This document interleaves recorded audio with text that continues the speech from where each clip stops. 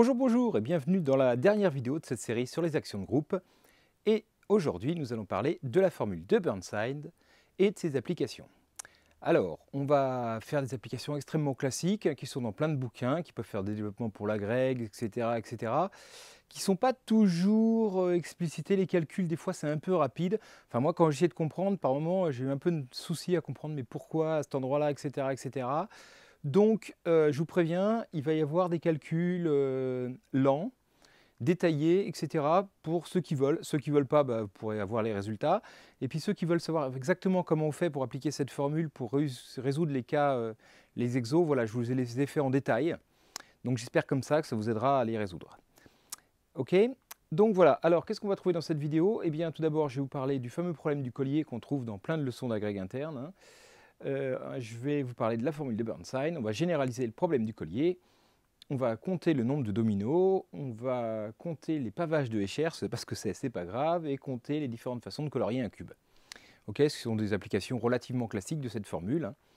Ok, alors commençons donc par les petits rappels, c'est la notation. Donc je vous rappelle que voilà, si G est un groupe d'éléments neutres E et X, un ensemble non vide, une action de G sur X, eh bien c'est une application, hein, qui a tout couple d'un Gx associe G.X avec les axiomes qu'on a déjà vus avant. Je veux dire que voilà, c'est pas la peine de regarder ça si vous n'avez pas regardé ce qu'il y avait avant. Il faut au moins avoir vu la vidéo 1 et 4 pour regarder celle-là. D'accord, 1, 4, 6, ça suffit dans un premier temps si vous voulez juste passer le CAPES. Enfin, quoique même celle-là, honnêtement, pour le CAPES, à mon avis, elle est hors sujet. Mais bon, si vous voulez en voir, voilà, le minimum pour comprendre, il faut avoir vu la 1 et la 4, quoi. Ok. Donc, petit rappel, l'orbite de X, donc c'est l'ensemble des images de X par tous les éléments de G, hein, d'accord. Et puis le stabilisateur de X, eh bien, c'est l'ensemble des G qui laissent X invariant. Ok, donc on a déjà vu ça plein de fois, donc maintenant je vais plus vite, hein. Et donc la formule des classes qu'on a démontrée dans la vidéo 3, hein, c'est le cardinal du groupe G est égal au cardinal du stabilisateur d'un certain point X multiplié par le cardinal de l'orbite de ce point X. Prends n'importe quel X, mais c'est le même là et là, hein. Ok. Alors allons-y tout de suite maintenant pour ce fameux problème du collier. Donc on dispose de 4 perles bleues, 3 vertes et 2 rouges. Combien de colliers différents est-ce qu'on peut réaliser? Ok. Donc, eh bien, on va essayer de... Voilà. Alors, première étape, on ne va pas utiliser la formule de Burnside, on va essayer de faire ça un peu à la main, juste avec nos connaissances, hein, des trucs précédents. Et voilà, est-ce qu'on peut arriver à répondre à cette question? Alors, tout d'abord, il faut réfléchir. On se dit, bon, voilà, on a donc 9 emplacements, a priori, hein, vous voyez, 9 endroits pour mettre des perles. Je les numérote, 1, 2, 3, 4, 5, 6, 7, 8, 9. Et donc, il faut que je choisisse une couleur, en fait, hein, parmi bleu, vert ou rouge pour chacun des emplacements, sachant que je dois avoir 4 bleus, 3 verts et 2 rouges. Alors, combien de façons ai-je de colorier ces emplacements en respectant ces contraintes? D'accord, on va commencer par essayer de compter ça. Alors, voilà, il faut choisir, alors que, par exemple, combien de possibilités j'ai pour choisir les 4 bleus? Il y en a 4 parmi 9. Et puis, une fois que j'ai choisi ces 4-là, combien de façons de choisir les 3 vertes parmi les 5 restants? D'accord, 3 parmi 5. Et puis après, les 2 dernières sont forcément rouges. Là, il n'y a plus de choix possible. D'accord. Donc voilà une première possibilité. Et puis sinon, j'aurais pu dire aussi, je ne sais pas, combien de façons de choisir les 2 rouges, tiens, et puis ensuite les 3 vertes. Enfin bref, il y a plein de façons de s'y prendre. Et donc, le nombre de façons de colorier 9 emplacements, c'est soit ce que j'ai dit au début, 4 parmi 9 fois 3 parmi 5, soit si je choisis d'abord les verts, tiens, 3 parmi 9, et puis ensuite les bleus, 4 parmi les 6 restants, ou 2 parmi 9 si je choisis les rouges en premier, et puis ensuite 3 parmi les 7 restants si je choisis les verts en suivant. Alors tout ça, vous pouvez calculer, ça fait toujours la même chose, d'accord? Et ça fait 1260. Ok, voilà, c'est pas un calcul très compliqué, hein, vous savez, par exemple le premier, 4 parmi 9, ça fait 9 fois 8 fois 7 fois 6 divisé par factoriel 4, donc qui est 4 fois 6, donc le 6 dégage, ça fait 9 fois 8 fois 7 divisé par 4, 9 fois 2 fois 7, donc voilà, ça fait quoi? 14 fois 9, donc ça fait 140 moins 14, 126, ok. Et puis 3 parmi 5, c'est pareil que 2 parmi 5, hein, ça fait 5 fois 4 divisé par 2, ça fait 10. 126 fois 10, 1260, ok. Bon, j'insiste pas, on trouve ça, le nombre de façons de faire un collier 1260. Donc hop, voilà, donc il y a 1260 façons de colorier mes emplacements en respectant les contraintes. Sauf que j'ai pas fini. Alors pourquoi j'ai pas fini? On a appelé X déjà l'ensemble de tous ces éléments-là qu'on vient créer. Tous les coloriages différents des 9 emplacements, je l'appelle X. Alors regardons, donc dans X, j'ai par exemple ce truc-là. Mais j'ai par exemple aussi celui-là. Il y a bien 2 rouges, 3 verts et 4 bleus. Sauf que je me rends compte que ces 2 colliers-là, en fait, j'obtiens celui-là en retournant mon collier. Vous voyez, je prends celui-là, je le retourne, bim, j'obtiens ça. C'est une symétrie d'axe verticale, là, hop, qui me permet de passer de l'un à l'autre. Bon, ça, physiquement, vous voyez bien, si je fais un collier et je le retourne, c'est le même collier. Donc, c'est 2 coloriages différents qui donnent le même collier.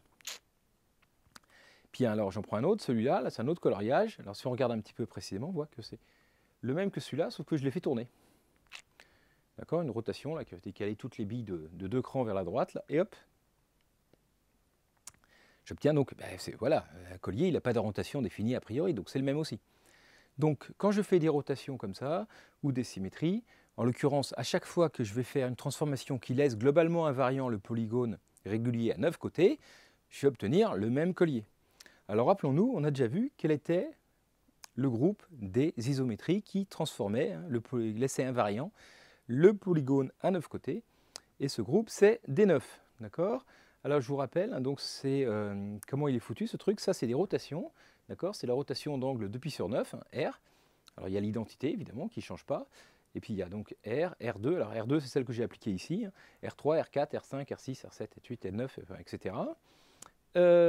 Et puis ensuite tout ça c'est les symétries. Alors ils sont bizarrement marqués, en fait c'est les symétries par rapport à qui passe par un sommet et le milieu du côté opposé du polygone régulier, d'accord? Eh bien, il y en a, voilà, il y en a 9, puisqu'il y a 9 façons de faire des symétries. Et alors, au lieu de les appeler S1, S2, S3, S9, on a vu pourquoi on pouvait les noter comme ça. Si je prends la symétrie verticale, là, celle que j'ai utilisée ici, là, je l'appelle SV par exemple, les autres symétries, c'est RSV, R2SV, R3SV, SKH, R8SV, d'accord? Ça, on peut voir, voilà, on fait d'abord SV, puis après une rotation. En fait, on a fait symétrie par rapport à un autre sommet. OK? Donc voilà, donc les différentes symétries et les 8 rotations. Enfin, si on compte l'identité comme une rotation, en fait, il y en a 9. Et les 9 symétries. OK, donc il y a 18 éléments en tout. Bon, on est bien content avec ça. Et donc, qu'est-ce que c'est qu'un collier? Si on réfléchit bien, c'est une orbite, d'accord, de l'action de ce groupe D9 sur mon ensemble des coloriages, sur mon ensemble X. D'accord? J'ai un coloriage, je le fais tourner, je le fais retourner, etc. etc. Je fais toutes les opérations qui sont là sur ce coloriage, j'obtiens l'orbite de ce coloriage dans l'ensemble des coloriages. Tout ça, ça compte un collier. Et donc, trouver le nombre de colliers, c'est vraiment trouver le nombre d'orbites qu'il y a, d'accord, dans mon ensemble X, de 1260 éléments. Alors, on se dit, je ne vais pas tous les prendre un par un pour voir s'ils sont dans la même orbite ou pas, ça va être un petit peu compliqué. Enfin, donc, on va quand même essayer de s'en dépatouiller. Donc, les orbites, comme vous le savez, ça forme une partition de X. Donc imaginez que je sache par exemple que toutes les orbites elles ont le même nombre d'éléments, du coup j'aurais plus qu'à trouver 1260 divisé par ce nombre d'éléments et hop je trouvais le nombre d'orbites. Donc bon c'est peut-être un peu plus compliqué mais en tout cas j'essaie de voir combien il y a de coloriage dans une orbite. Ok? Alors donc prenons un coloriage au hasard et puis je vais appliquer les différentes symétries, les différentes rotations etc. Puis je vais voir combien d'éléments il peut y avoir dans son orbite. Alors première remarque, si je fais une rotation d'angle de 2π/9, le coloriage n'est jamais laissé invariant par R. Alors à chaque fois, je montre 2π/9, en fait c'est moins 2π/9, mais c'est pareil, d'accord, on ne va pas chipoter pour ça. Donc. Ok, j'attends les commentaires, on dit « Ah, en fait c'est moins 2π/9. » Okay. Donc, on prend la rotation, hop, je dis qu'un coloriage n'est jamais laissé invariant par R. Par aucune rotation. Alors même, en fait, voilà, là j'ai mis 2π/9. Pourquoi? En fait, réfléchissons un petit peu, il y a forcément des couleurs qui ne sont pas pareilles. Donc dès que si j'ai une perle et à côté une couleur qui n'est pas la même, dès que je tourne de R, boum, c'est pas le même coloriage. Donc aucun coloriage n'est laissé invariant. D'accord? C'est pas bien dur de voir ça. Donc supposons que j'ai un coloriage qui soit inchangé par une rotation quelconque. Je ne dis pas laquelle, mais une rotation qui laisse le coloriage invariant. Ok? C'est pas R du coup. Forcément, si je prends la perle rouge, là, la rotation doit emmener sur l'autre perle rouge. Donc l'angle de cette rotation, ça doit être l'angle qu'il y a entre les deux perles rouges qui est là. Mais quand je refais la même rotation, je fais le même angle et je dois retomber sur la première perle rouge. La seule façon de pouvoir obtenir ça, c'est que l'angle soit 180, c'est-à-dire qu'il faudrait qu'il y ait des perles diamétralement opposées. Et comme j'ai un polygone régulier à 9 sommets, ben, ça n'arrive jamais. Comme c'est 9 et impair, hein, il n'y a jamais deux billes qui sont diamétralement opposées, donc déjà les rouges, c'est pas possible. Donc c'est même pas la peine de s'énerver. Il ne peut pas y avoir de rotation, d'accord, qui m'envoie, voilà, qui envoie une rouge sur une rouge. Alors ça oui, mais après quand je l'itère, je la recommence, ça ne peut pas envoyer la deuxième rouge sur la rouge, donc ça ne peut pas laisser le collier invariant. D'accord? Donc voilà, donc R c'est mort, et puis n'importe quelle rotation en fait c'est mort. Donc toutes les rotations là font des choses différentes sur le coloriage. Ok? Donc déjà, bah, donc il y en a au moins 9 éléments, d'accord, dans l'orbite. Ok? Donc voilà, c'est ce que j'ai dit. L'autre rouge ne peut pas être envoyé sur la première. Ok, bon, très bien. Le cardinal d'une orbite, donc c'est au moins 9. Or, d'après la formule de Laplace qu'on a vue, le cardinal d'une orbite multiplié par le cardinal du stabilisateur d'un élément de cette orbite, c'est égal à 18, cardinal de D9.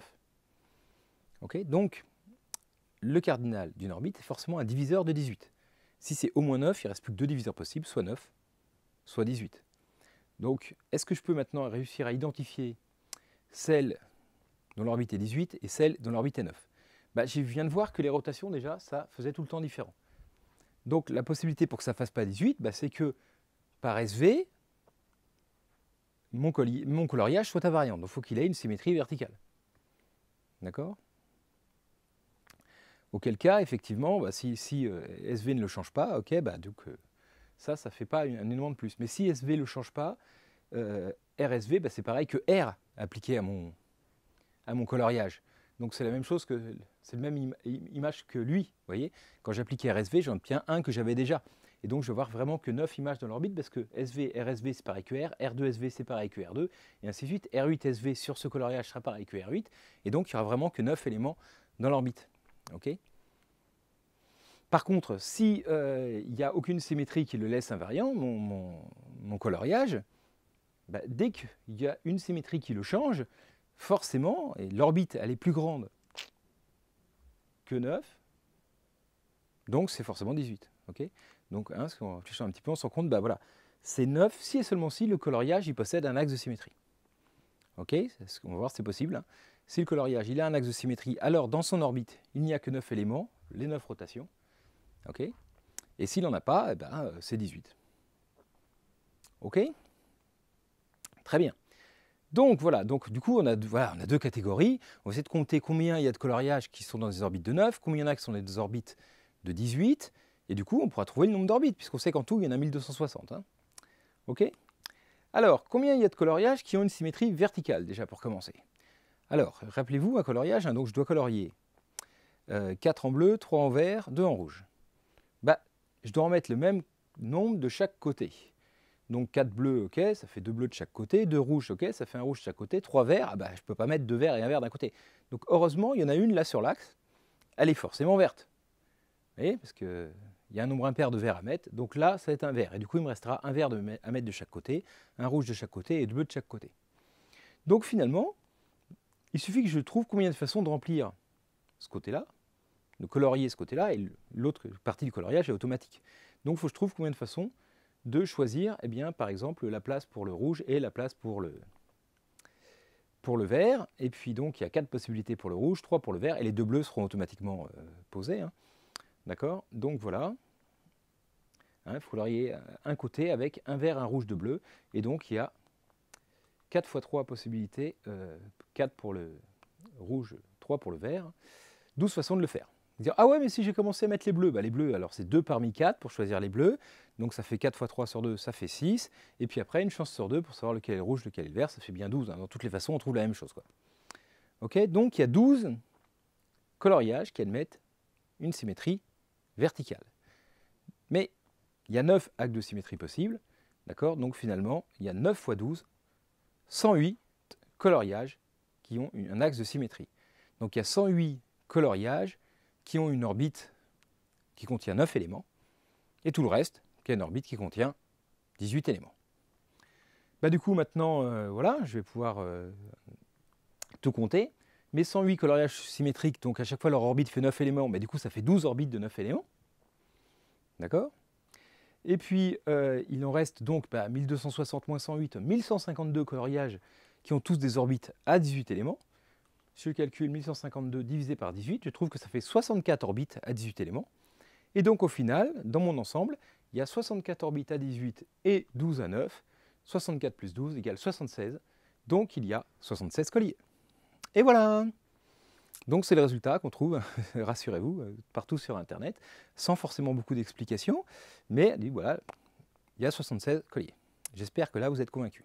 Et maintenant, nous allons voir comment on peut essayer de généraliser cet exercice pour essayer de trouver la formule de Burnside qui nous permettra de résoudre d'autres cas. Ok, donc on passe dans l'abstrait. Soit j'ai un groupe fini et X un ensemble non vide. On va considérer donc une action générale de G sur X et on va noter les différentes orbites O1, O2, OP. J'appelle X sur G pour être plus court dans les formules. Les différentes orbites de l'action de G sur X. Donc il y en a un nombre fini puisque G est fini, X est fini, tout le monde est fini. Donc voilà. Il y a un nombre fini d'éléments dedans à chaque fois, etc. Ok, donc on va essayer de trouver une formule qui va essayer de compter le nombre d'orbites, d'accord, qu'il y a, autrement dit ce nombre P là. Voilà, pour essayer de généraliser notre histoire, qui était le collier, c'était de compter les orbites, on va voir comment on peut compter les orbites. Ok.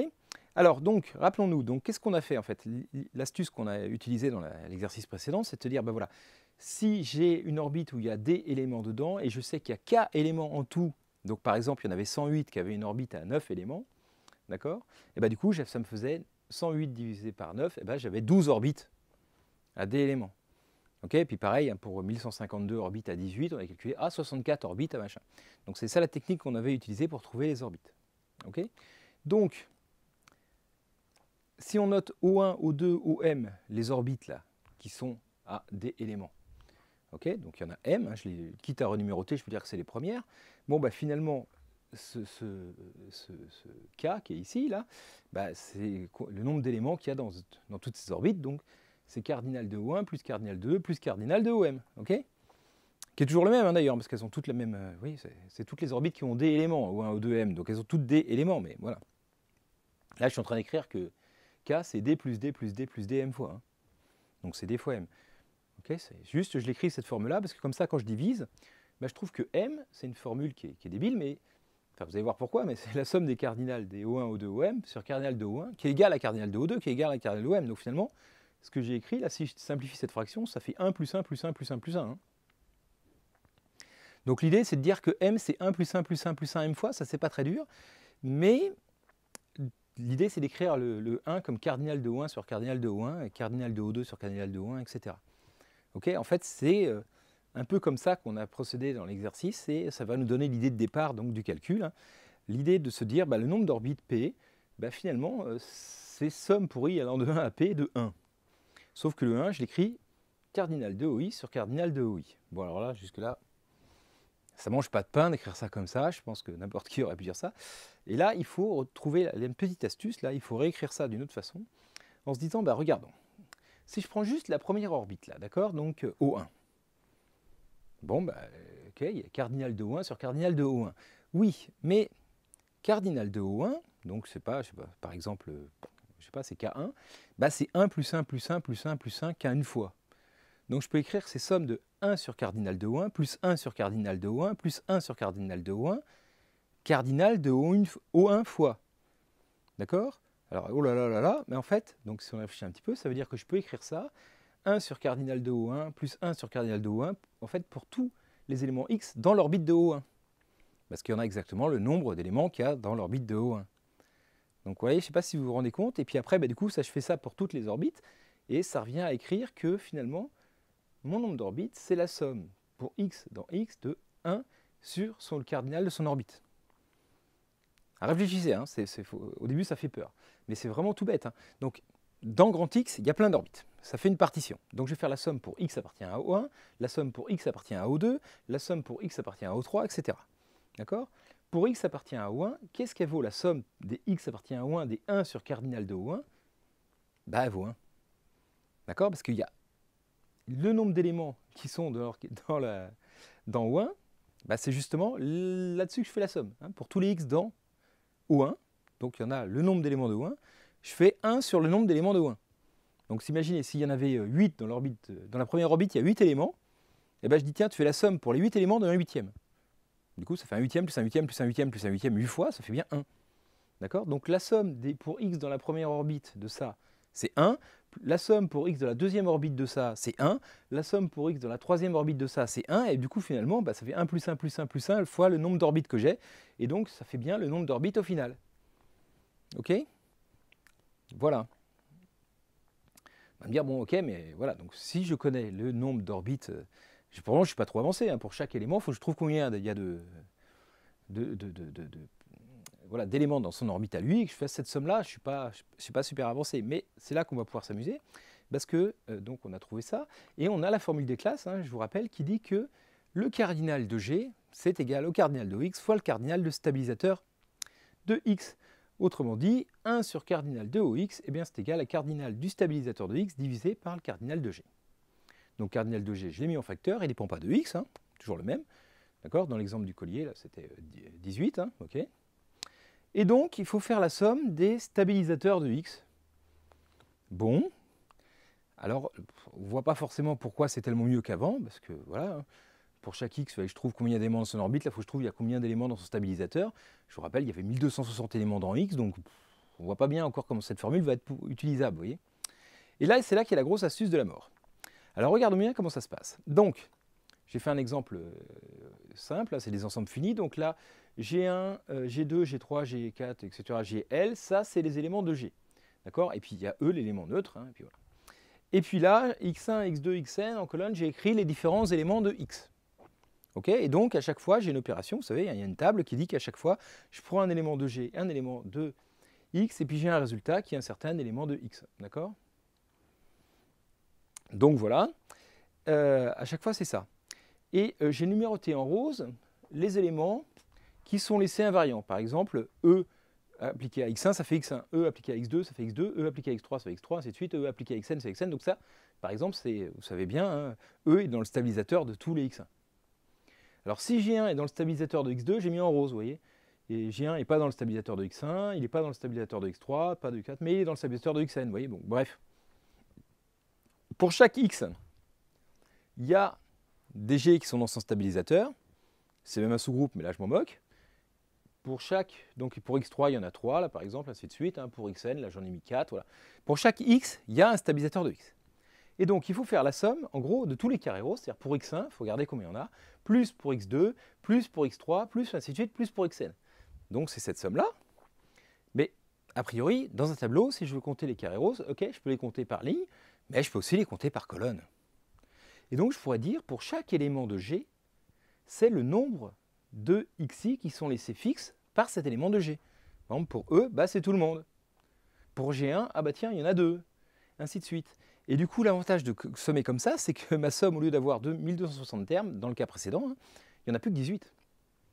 Donc c'est quand même plus sympa. Au lieu d'avoir 1260 cas a priori à étudier, il n'y en a plus que 18. Et donc c'est ça l'astuce de la mort. Et donc c'est de se dire, alors voilà, donc on va définir ce que c'est que les colonnes. Voilà, donc pour un G donné, là, G3, on appelle fixe de G l'ensemble des points fixes par l'action de G. C'est-à-dire c'est, hein, je vous en ai parlé dans la toute première vidéo de cette histoire-là, en disant qu'il ne fallait pas du tout confondre avec le stabilisateur. D'accord? C'est pas du tout. Le stabilisateur, c'est les lignes. Enfin, c'est ce qu'il y a en rose dans chaque ligne. Le fixateur, c'est ce qu'il y a en rose dans chaque colonne. Okay? Donc c'est voilà, une partie de x à chaque fois. C'est l'ensemble des points fixes par action de G. G est fixé. On regarde, ah, G.x, ça fait x. Ah bah tiens. D'accord? Donc voilà, si G c'était une rotation, machin, de centre truc, et ben voilà, le centre était fixé. Bon. Les actions, d'accord, il est possible que les actions aient des points fixes. Ok? Donc voilà. Et donc pour chaque G, on appelle fixe de G l'ensemble des points X qui sont pas changés. Et du coup, bah, pour compter les roses, au lieu de les compter en ligne, je les compte en colonne. Et j'obtiens donc que le cardinal de X sur G, c'est 1 sur cardinal de G fois la somme des fixateurs de G. Et c'est ça qu'on appelle la formule de Burnside. Voilà, voilà. Alors après, pour l'historique, je ne vous ai pas mis la tête de Burnside et tout ça, parce qu'il y a une petite polémique. Il y en a qui disent que Cauchy l'avait trouvé avant, et d'autres, enfin, apparemment, voilà. Dans certains répandus, il y en a qui disent, tiens, on va utiliser la formule qui n'est pas de Burnside. Vous voyez, pour dire la formule de Burnside, bref, voilà, c'est des petites jokes de matheux. Bon, tout le monde l'appelle la formule de Burnside, hein, donc voilà, indépendamment de qui l'a trouvé en premier, puis c'est sûr qu'il l'a trouvé aussi, donc après, voilà, il avait du mérite, c'était un bon mathématicien, et excellent, meilleur que moi, enfin, il n'y a pas de doute, hein, donc bon. Bref, je ne juge personne, que ce soit clair. En tout cas, voilà la formule de Burnside. Ok, et donc, eh bien, on va tout de suite essayer de l'illustrer en reprenant notre petit collier. Ok, donc on va reprendre ça et on va essayer de calculer ça. Donc on a notre groupe des 9 qui agit sur ces différents coloriages. On sait qu'il y avait dans D9 l'identité, donc là c'est toujours facile, les points fixes par l'identité, bah, c'est tout le monde. Donc il y avait 1260 éléments dans fixe de l'identité, d'accord. Forcément, tous les coloriages sont invariants.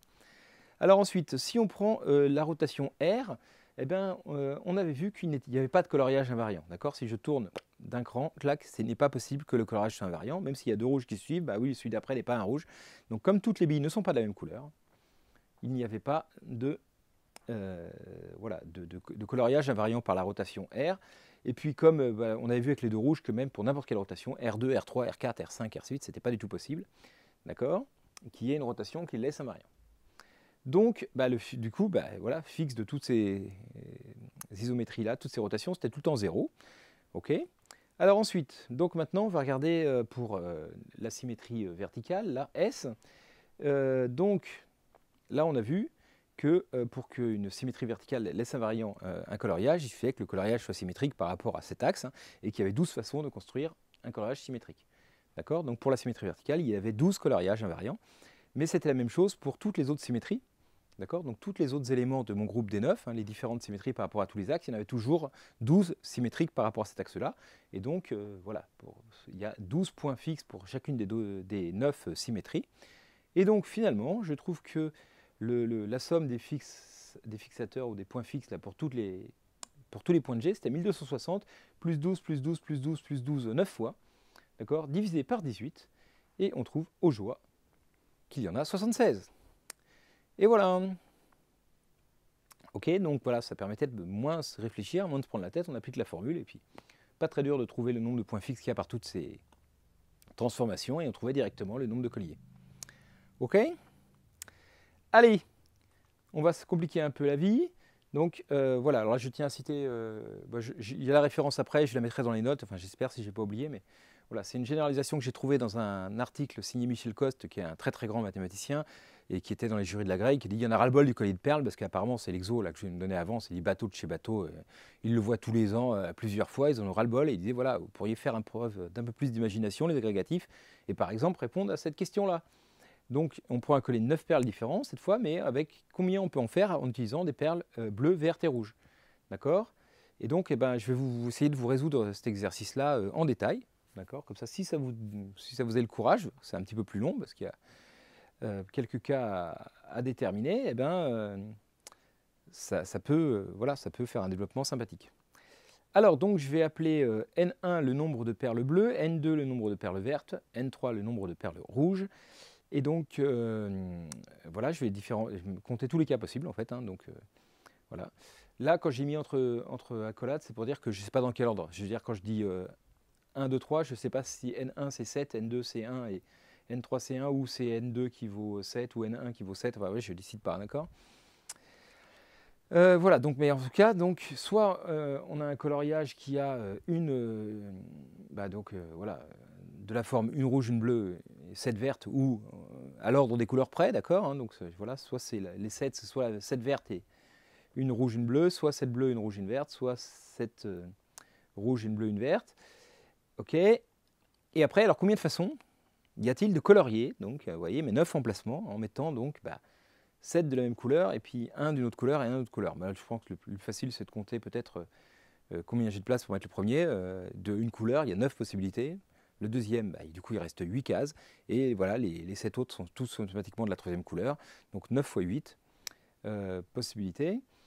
Et juste après, voilà, je multiplie par 3. Pourquoi? Parce que, comme je vous l'ai dit, il y a 3 façons. C'est soit la rouge où il y en a 7, soit le bleu où il y en a 7, soit la verte où il y en a 7. D'accord? Donc ça représente les différentes façons de jouer avec N1, N2 et N3. Donc à chaque fois, il y en a 72, 9 fois 8 coloriages, x 3, ok, ça fait 216 coloriages sur des colliers de la forme 1-1-7, vous voyez, au niveau des couleurs de boules. Alors voilà, donc si vous avez compris, essayez de le faire vous-même, c'est bien. Je vais donner les solutions, je vais faire en détail, mais c'est un bon exercice de dénombrement. Et essayez de voir si vous arrivez à trouver dans les différents cas possibles. Bon, 2, 3, 4, là, normalement, on a déjà vu qu'il y en avait 1260, mais sauf que, attention, parce que c'était 1260 en prenant 4 bleus, 3 vertes et 2 rouges. Là, il y a toutes les possibilités possibles. Donc là, du coup, ça va faire 1260 x 6. Ok, alors je les ai pas, voilà, donc là ce sera, bon bref, on verra. Alors voilà, je vous les montre les autres, hein, essayez de les chercher, vous avez peut-être vu un petit peu, mais c'est pas grave, essayez de remplir tous, c'est pas mal, à voir si vous y arrivez, si vous ne faites pas avoir. Bon, bref, donc celle-là, alors 1, 2, 6, bah, toujours 9 possibilités de mettre la bille toute seule. Ok, après il reste 8 cases pour mettre 2 billes, hein, les deux qui sont de la même couleur là, et bah, du coup ça fait 8 x 7 divisé par 2, 28 possibilités. Et puis ben, donc les autres, les 6 sont automatiquement de la même couleur, il n'y a pas de problème. Et là je fais x6, non pas x3, pourquoi? Parce que comme il n'y a pas le même nombre hein, de bleu, de verte, de rouge, ben, il y a 6 possibilités de mélanger. D'accord? Soit une verte, soit une bleue, soit une rouge, mais après il y a encore 2 cas pour faire lesquels il y a 2, lesquels il y a 6. Donc c'est bien que les permutations de 3 éléments, il y a 6 possibilités. Donc finalement, il y a quand même 1512 coloriages de la forme 1, 2, 6. Quoi. Ok, donc je vais un peu plus vite pour les autres. Hein. Donc voilà, là c'est pareil, la première il y a 9 possibilités pour la mettre, les 3 suivantes 56 possibilités pour les mettre, hein, parce que bah, c'est 8 x 7 x 6 divisé par 6, 8 x 7, 56. Et puis il y a 6 possibilités de changer les nombres 1, 3, 1, 3, 5, là, pour savoir quelle couleur est qui, donc voilà. 3024. Ouh là là, alors 1, 4, 4, donc bah, toujours pareil, je vous laisse vérifier. 9 pour le premier, 70 possibilités pour mettre choisir les 4 suivants parmi 8. Hein. C'est 4 parmi 8 ça. Et puis par contre, là c'est juste x3, pourquoi? Parce que vous voyez, un 4-4, si je dis, ah oulala, il y a une bleue, 4 rouges, 4 vertes, bah, c'est pareil qu'une bleue, 4 vertes, 4 rouges.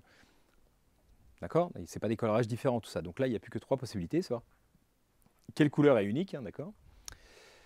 Donc voilà, 2, 2, 5, bah écoutez, il y a 2 façons. Pour les 2 premières billes, il y a 36 façons. Les 2 suivantes, 21. Et puis là, pareil, 2, 2, 5, il n'y a que 3 hein, choix de couleurs, parce que juste on choisit celle qui en a 5 et c'est terminé. Ensuite 2, 3, 4, donc 1260 x 6, hein. On a déjà vu, alors bon là j'ai refait le calcul, hein, 36 x 35 x 6, ok. Et alors 3, 3, 3, ça c'est peut-être le plus facile, parce que là pour le coup bah, ça va être x1, parce qu'il n'y a pas de choix, il n'y a pas de choix, laquelle il y a 3, laquelle il y a 3, il y a 3, tout le monde a 3, ok, donc jusque là tout va bien. Et donc il faut choisir 3 parmi 9 pour les premiers, 9 x 8 x 7 divisé par 6, donc ça fait 3 x 4 x 7, 84.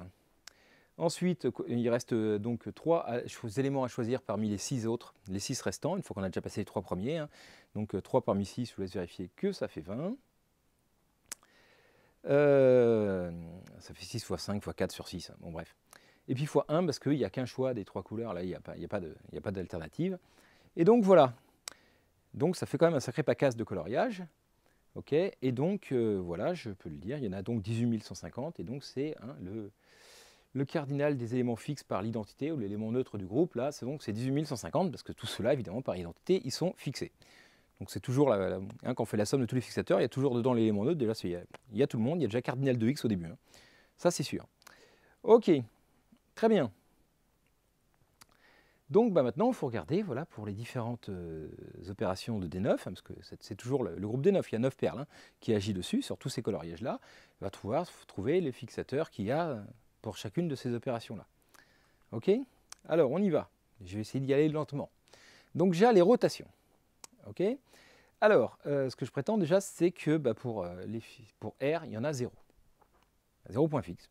Il n'y a pas de coloriage avec 3 couleurs qui soient laissés fixes par une rotation, bah, parce qu'il suffit qu'il y ait 2 perles qui ne soient pas de la même couleur à côté, et bah, quand je tourne de pi sur 9, et bah, je ne peux pas tomber sur une couleur. Voilà. Et vu que toutes les perles ne sont pas de la même couleur, bah donc il n'y a pas de possibilité qu'une rotation laisse invariant mon coloriage. Ok, alors R2, on va regarder, c'est peut-être un peu plus subtil. Donc imaginez, là c'est une perle, je l'ai mis en bleu, mais je ne sais pas quelle couleur elle est, mais on s'en fout. Hein. Bon, imaginez, si celle-là est bleue, et donc pour que ce soit fixe par la rotation R2, bah, il faut qu'ici ce soit bleu aussi. D'accord? Et puis quand j'itère R2, il faut qu'ici soit bleu, ici soit bleu, ici soit bleu, ici soit bleu, ici soit bleu, ici soit bleu, et ici soit bleu. Ah bah oui, mais alors ils ne sont pas tous bleus, donc du coup, les points fixes par R2, il n'y en a pas non plus. Ah bah voilà, c'est toujours pareil en fait. Alors par R3, par R4, bon attends, vérifions au cas où on n'est pas sûr. Imaginons que celle-là c'est bleu. Alors si j'applique la rotation R3, donc j'arrive là, hop. J'applique la rotation R3, j'arrive là. Et ah bah du coup, je reviens bien, vous voyez. Là, c'est R3, il peut laisser fixe ce petit groupe-là. Ok? Ah, bigre. Donc imaginons maintenant que celui-là, c'est une autre couleur, mais peut-être la même, peut-être c'est bleu, enfin j'ai mis bleu, rouge, mais c'est peut-être une autre. Bah du coup, par R3, je trouve de nouveau vous voyez, un ensemble qui peut-être est stable. Et puis, hop, là, toc, aussi. Bah du coup, je me dis, il faut que, à chaque fois, les groupes de 3 couleurs là, soient de la même couleur. Okay, donc en fait, mon coloriage, il est complètement déterminé par les 3 qui sont en haut là. Hein, celui-là, il détermine les 2 qui sont là, celui-là, il détermine les 2 qui sont là, et celui-là, il détermine les 2 qui sont là. Donc fatalement, vu que je veux mettre des colliers où les 3 couleurs apparaissent, eh ben, il faut que les 3 couleurs apparaissent dans ceux-là. D'accord? Donc je choisis, dès que j'ai choisi une couleur ici, une couleur ici, une couleur ici, c'est terminé, je vais avoir un coloriage qui va être fixe par R3. Alors combien il y a de façons de choisir ça? En fait, il y a toujours pareil, hein, 3 façons de choisir la couleur ici, 2 façons de choisir la couleur ici, puis après celle-là est fixée, donc il y a 6 façons de choisir les couleurs.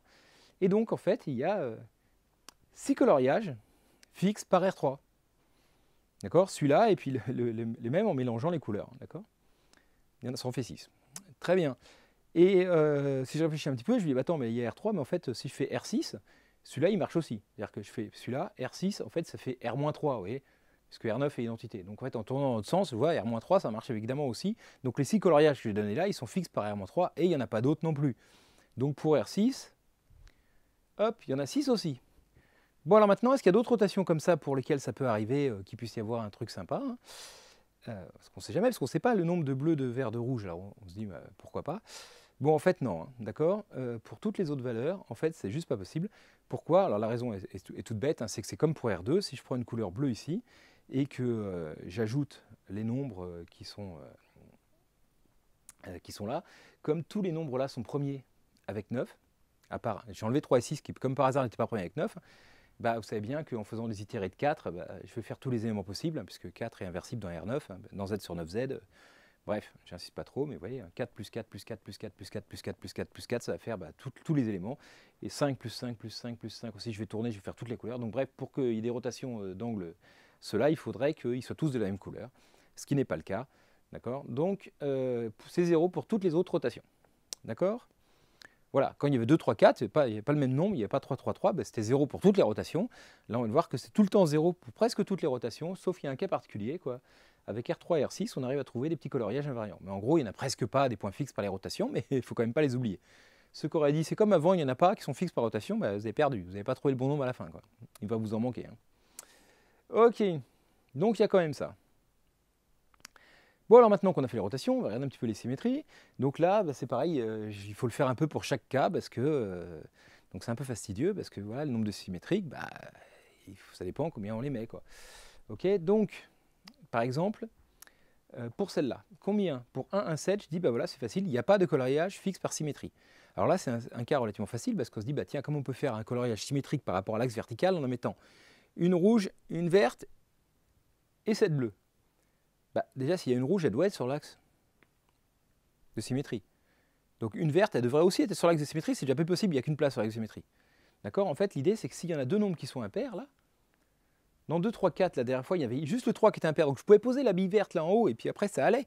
Mais là, dès qu'il y a plus qu'un nombre qui est impair, bon, comme la somme qui est 9, c'est forcément que les 3 sont impairs, hein, s'il y en a au moins 2 qui sont impairs, mais, parce que la somme est impaire. Mais bon, quand les 3 sont impairs, juste, c'est pas possible de trouver un coloriage symétrique, voilà, par rapport à aucune symétrie, de toute façon. Donc le fixe de S et puis fixe de n'importe quelle symétrie, de toute façon, ce sera 0. D'accord? Pour le cas où les 3 N1, N2, N3 sont tous impairs. Donc déjà, ça m'élimine des cases du tableau. Là, c'est 0, 0, 0. Paf. Voilà.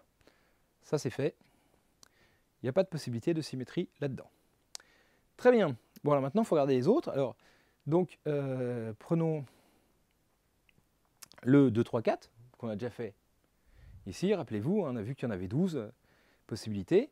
Et donc, je dis que les points fixes, c'est 72. Alors pourquoi? Attends, tu as dit que c'était 12 tout à l'heure. Oui, parce que c'était 4 bleus, 3 verts et 2 rouges. Mais ça peut être 2 bleus, 3 verts, 4 rouges.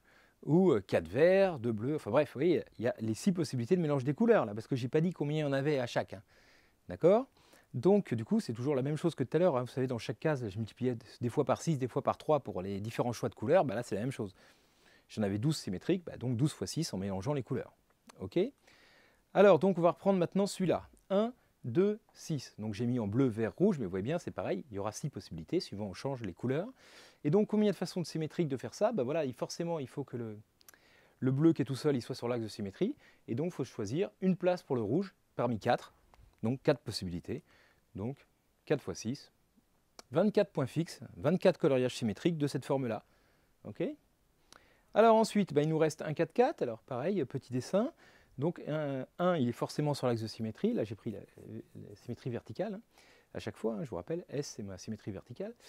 Et donc il faut choisir combien de façons d'en mettre 2 parmi 4. Une fois que j'ai choisi les deux verts, les deux rouges sont automatiquement choisis. Donc 4 fois 3 divisé par 2, il y a 6 façons de choisir 2 parmi 4. D'accord. Donc là ça fait 6. Et là attention, je multiplie par 3 parce que je vous rappelle les choix de couleurs. Là il y a que 3 possibilités parce que soit c'est un bleu et 2 verts de rouge, soit c'est un vert et 2 bleus de rouge, soit c'est un rouge et 2 bleus de vert. D'accord. Il n'y a que 3 possibilités possibles. De coloriage. Donc voilà, on trouve qu'il y a 18 points fixes, 18 coloriages fixes pour celle-là. Et il ne nous reste plus que le 2 de 5. Donc j'ai fait un petit dessin pour voir. Donc le 5 est impair, donc forcément il y en a une qui est sur l'axe de symétrie.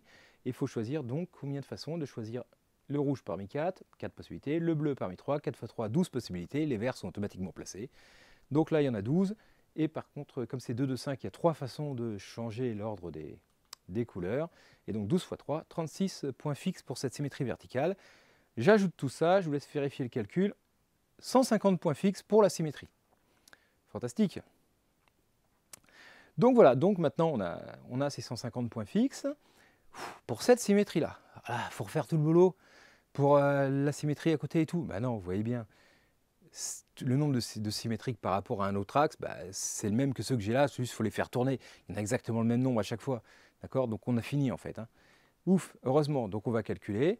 Voilà, on a vu que pour les rotations, pour l'identité, il y a 18 150 points fixes. Pour les rotations, il n'y en avait que 6 et 6 pour les rotations R3, R6. Et puis là, j'en ai 150 pour chacune des 9 symétries. Donc finalement, je fais 18 150 plus 6 plus 6 plus 9 fois 150 divisé par cardinal de G, 18. Et je trouve 1084 et je suis heureux. Hop, sauf que sur Internet, on a lu que la réponse était 1219. Effectivement, le fameux papier de Michel Coste dont je vous parlais, j'essaierai de penser à vous mettre les notes dans les... Hein, là, vous l'avez, mais sinon vous tapez ras-le-bol du collier de perles, vous allez trouver tout de suite sur Google. Mais bon, je vais essayer de vous mettre le lien si j'y pense en bas. Ce papier-là, il trouve 1219. Et Michel Coste, il n'y a pas de doute qu'il est meilleur en maths que moi. D'ailleurs, la raison la plus évidente, c'est que la méthode qu'il utilise est bien plus directe que celle que je vais vous montrer. Il fait un calcul en quelques lignes pour trouver cette réponse. Calcul que je ne comprends pas. Voilà. Je n'y arrive pas. Donc il est bien plus fort que moi. Il y a à avoir un petit truc qui doit sembler évident et qui doit être évident en fait. Hein, je pense une fois qu'on l'a vu, comme souvent en mathématiques, il y a une astuce qui doit m'échapper. À un moment, il dit, d'après la discussion qui précède, que je comprends parfaitement, on peut en déduire ceci, qui a l'air vrai, mais je ne vois pas comment on peut le déduire de la discussion qui précède. Et il y a un déclic qui doit me manquer, comme ça arrive souvent en maths. Oui, et bon, bref, donc je n'ai pas fait sa méthode parce que je ne la comprends pas. D'ailleurs, dans les commentaires, allez-y, si vous comprenez pourquoi, moi ça m'intéresse que vous m'envoyez sur Discord ou par mail une petite explication de comment il fait. Mais il trouve 1219, d'accord. Et il trouvait bien 76 dans le cas de 3-4, donc je veux dire, c'est sûr qu'il a bon et tout. Mais il ne trouve pas la même chose. Alors donc, du coup, j'étais vraiment perplexe, là, je me suis gouré, j'ai vérifié 50 fois mon calcul. Et c'est pas possible, j'ai mes cas, etc., etc. Là, je trouve bien ça, il trouve ça, qu'est-ce qui est trompé? Et en fait, heureusement, après, je me suis dit, j'ai relu et moi j'ai compris quand on disait des colliers avec N1 perle bleue, N2 perle rouge et N3 perle verte, qu'il fallait qu'il y ait du bleu, du rouge, du vert. Et en fait, pas nécessairement. Lui, je pense, même non, je suis sûr, il s'est dit, mais tiens, et si on prend moins de couleurs, c'est-à-dire s'il n'y a que du bleu, que du vert, ou que du bleu et du vert, etc. Si on compte tout ça, on va vérifier. Donc voilà, j'ai fait le calcul, je vous laisse le vérifier, je ne vais pas faire tous les détails. Mais c'est un bon exercice. Par exemple, si on prend 9, 0, 0, c'est-à-dire que voilà, un collier où il n'y a qu'une couleur, combien il y en a? Il y en a 3. Que du bleu, que du vert, que du rouge. Donc ok, ça il y en a 3. 8, 1, 0, si on réfléchit, donc un collier où il y a 8 vertes et une rouge, par exemple, en fait, il n'y a qu'une façon de faire 8 verts et une rouge. Hein. Parce qu'en le tournant, le rouge, vous pouvez tout le veut, il n'y a qu'un seul collier avec 8 verts et un rouge. Donc dès qu'on a choisi les deux couleurs qu'on met, il n'y en a qu'un. Mais il y a 6 façons de choisir les deux couleurs. D'accord. Donc voilà. Hein, celle qui a 1 et celle qui a 8, c'est pas la même chose. Quoi. 8 verts, 1 rouge, c'est pas pareil que 8 rouges, 1 vert. Hein. C'est pour ça qu'il y en a 2 à chaque fois. 3 choix pour la couleur qui apparaît pas et 2 colliers à chaque fois. Ça en fait 6. Bon, là je vous laisse vérifier que 7, 2, alors il y a un peu plus de colliers parce que les deux, soit ils sont à côté, soit ils sont à 1 d'écart, soit à 2 d'écart, soit à 3 d'écart. D'accord. C'est pareil, si c'est à 4 d'écart, il sera à 3 de l'autre côté. Enfin bref, donc voilà, il y a 4 fois 6, 24 possibilités. Bon, je vous laisse faire les calculs vous-même, c'est pas tellement plus compliqué, enfin c'est même plus simple que ce qu'on a fait là, parce qu'il n'y a que 2 couleurs à chaque fois, hein, d'accord? Et donc voilà, je vous laisse vérifier. À chaque fois, combien il y a de colliers différents, mais il n'y en a pas beaucoup, là, il y en avait 4, parce qu'à chaque fois, on fait x6 pour les différents choix de couleurs, hein, d'accord? Donc là, il y en avait 7, et puis là, il y en avait 10, quoi, hein, des colliers, une fois que les 2 couleurs sont choisies, quoi. Donc je vous laisse vérifier tout ça, et là, si on ajoute tout ça, oh joie, 1084 plus 3 plus 6 plus 24 plus 42 plus 60, ah, quand j'ai trouvé 1219, j'étais vraiment heureux, là, vous voyez? Oui, des fois, on a des choix simples sur Terre, mais là, j'ai refait ce calcul. Bon, ce calcul-là, je l'avais fait, hein, je l'ai vérifié, revérifié, je trouvais toujours ça, bon, ok. J'ai fait ces trucs-là, j'ai essayé de ne pas me gourer, j'ai bien vérifié, et quand j'ai fait cette addition et je trouvais 1219, je me suis dit, ah, vous voyez, bon, bref, donc voilà, j'ai compris, ouf, je ne sais pas faire son calcul, mais bon, j'ai compris ce qu'il faisait, je sais le redémontrer à ma sauce, bon, voilà. Moi, ça ne m'empêche pas de dormir. Mais n'empêche que je suis un peu curieux, il y a un truc qui doit m'échapper. Et dire, ah, t'as qu'à lui écrire, vous êtes fou, moi j'ose pas écrire à quelqu'un comme ça, trop fort. Donc voilà. Et puis en plus, il n'a pas que ça à faire, il y a des choses importantes à faire, le monsieur. Donc bref, allez, sur ce, on va faire autre chose. On va finir avec les collets de perles, passer à autre chose. Application vachement plus facile, et on parle souvent application de Bernstein, c'est comment on fait pour compter des dominos. Ouais, ça, en fait, vous l'avez peut-être déjà fait. Hein. Il y a même un exo de terminal où il fallait compter combien il y avait de dominos. Bon, donc, ce n'est pas un exercice d'énombrement très difficile, hein, mais qui est quand même plus astucieux que ce qu'on imagine. Parce que des fois, on se dit, bah, il y a 7 possibilités entre chaque. Alors, 7 x 7, 49 sur 2. Ah bah ouais, non, mais ça ne marche pas, parce que je vous rappelle que le 2,0 et le 0,2, c'est le même domino qu'on retourne. D'accord? Et donc, nous, on va utiliser notre formule de Bernstein, tout simplement en disant, bah voilà, un domino, donc c'est un couple de 2 nombres. Donc, c'est 0, des nombres entre 0 et 6. Un couple de ça, 0, donc c'est voilà, les nombres de 0 à 6 croient les nombres de 0 à 6. Hein, okay, et puis bah, l'action du groupe que je vais agir dessus, c'est juste la permutation des deux nombres. Il y a identité, permutation des deux nombres, voilà, c'est un groupe G qui agit sur mes dominos. Là, bah, il y a une orbite qui a un seul élément, là il y a une orbite qui a 2 éléments, vous voyez, et donc en fait il faut le nombre d'orbites, tout bêtement. Et donc bah, pour calculer le nombre d'orbites de l'action de G sur mon ensemble de dominos, ok, ben, alors le nombre de dominos, il y en a 49, hein, d'accord, ça c'est pas dur, hein, 7 x 7, tu vois, à la base. Enfin, c'est pas les vrais dominos. Les couples de nombres, il y en a 49, et je trouve le nombre de dominos, c'est le nombre d'orbites par cette action.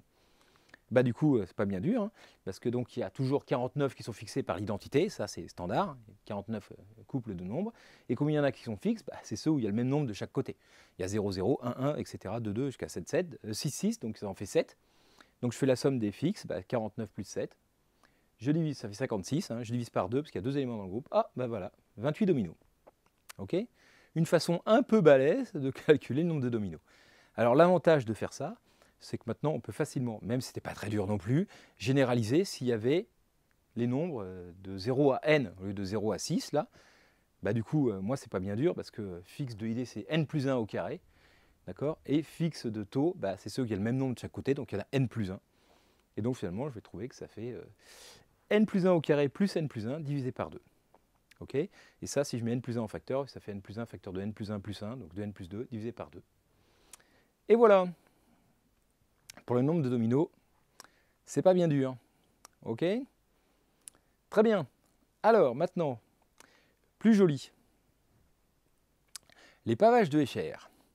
Alors, les pavages de Escher, c'est des pavages qu'on peut obtenir en prenant un motif, un carreau comme ça, qui n'a pas de symétrie. Moi, je l'ai pris, c'est moi qui l'ai fait, j'ai pris le plus simple possible. Il n'y a pas de symétrie horizontale, verticale, diagonale, rien du tout. Hein. C'est un truc qui... Voilà, son orbite par l'action 2D4 comporte 8 éléments, d'accord? Il n'a pas de symétrie. Hein, les choses qui laissent invariant le carré, ben voilà, ça le change à chaque fois. Et on va prendre les images des rotations de ce carreau. Donc, vous voyez, j'ai un carreau identique, hein, je peux le tourner de 4 façons. Et je me dis, bah voilà, comment je peux faire des pavages en tournant mon carré de différentes façons, et essayer de voir si je peux faire un pavage quand même régulier. Je ne veux pas que ce soit n'importe quoi, parce que je prends les carrés, je les mets au hasard, alors ok, bah, si je vais jusqu'à l'infini, il y a un nombre infini de pavages possibles. Donc alors ça, c'est pas drôle, mais parce qu'on est mathématicien, on aimerait une certaine régularité quand même. Je dis, tiens, je vais faire un pavage en prenant 4 choix parmi ces 4 possibilités-là, 1, 2, 3, 4, et puis les mettre en carré comme ça. D'accord? Donc je prends voilà, un choix ici, un choix ici, un choix ici, un choix ici. Bon, ça fait ça fait un dessin en choisissant. Voilà, à chaque fois, c'est 1, 2, 3, 4. Et puis, je répète ce motif. Boum, boum, boum, au-dessus, à droite. Vous voyez, ce carré ABCD, je le répète à l'identique dans tous les sens. Et j'obtiens un pavage comme ça qui est beau, qui est régulier, qui est sympathique. Et voilà. Donc je vais vous montrer des exemples. Hein. J'ai trouvé ça d'abord, je tiens à le citer, dans un bouquin de mon ami Jean-Paul Delahaye, qui est un mathématicien fantastique. Tout ce qu'il écrit dans Pour la science, c'est toujours génial. Donc si vous avez l'occasion de trouver un article signé Jean-Paul Delahaye, lisez-le, ça va être bien. Et donc il a écrit donc, un bouquin qui s'appelle Mathématiques pour le plaisir, un inventaire de curiosité que je vous recommande, dans lequel j'ai trouvé ça. C'est un exemple des choses super jolies qu'on y trouve. Et donc voilà, on va partir de ces carreaux. Voilà, si je choisis par exemple 1, 2, 4, 3, alors ça veut dire que j'ai mis 1, 2, 4, 3. Ok, ben voilà, hop, hein, j'ai pris mes petits carrés, j'ai pris le 1, le 2, le 4, le 3, et puis je recopiais à l'identique ce motif là, ce motif des 4 carreaux est recopié dans tous les sens. Hop, j'ai bien un beau carrelage de cuisine, vous voyez, par exemple, qui lui a des symétries, alors que les carreaux de début n'en avaient pas, vous voyez, c'est marrant. Hein.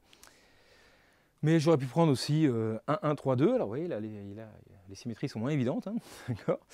Vous voyez, là j'ai pris 1, 1, et puis 3 et 2. Et puis, je ne sais pas, un autre exemple, 1, 3, 3, 1. Bah, par exemple, vous voyez, là ça fait un truc qui est vachement différent. Hein.